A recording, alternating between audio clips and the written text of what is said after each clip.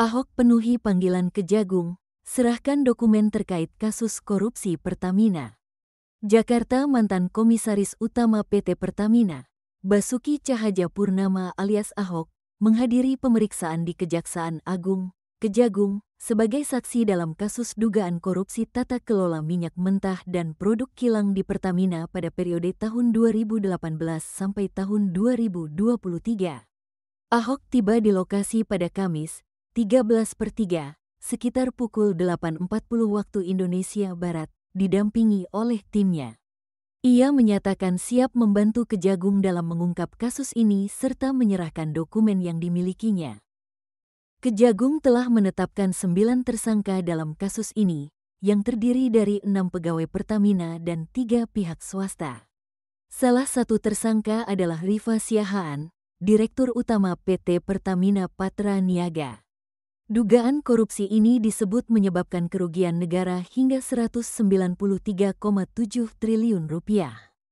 Kerugian tersebut meliputi ekspor minyak mentah, impor minyak mentah dan BBM, serta pemberian kompensasi dan subsidi pada 2023.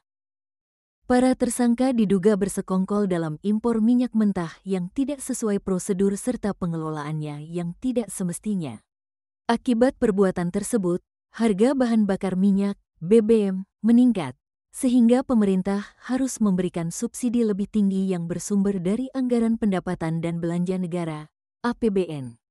Selain Rifa Siahaan, beberapa tersangka lain dari internal Pertamina meliputi Yoki Firnandi, Sani Dinar Saifuddin, Agus Purwono, Maya Kusmaya, dan Edward Korne.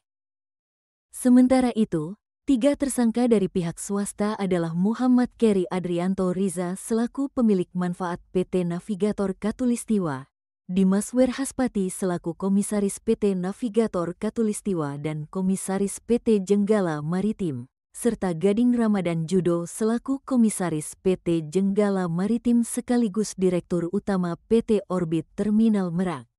Mereka diduga terlibat dalam praktik impor minyak yang merugikan negara.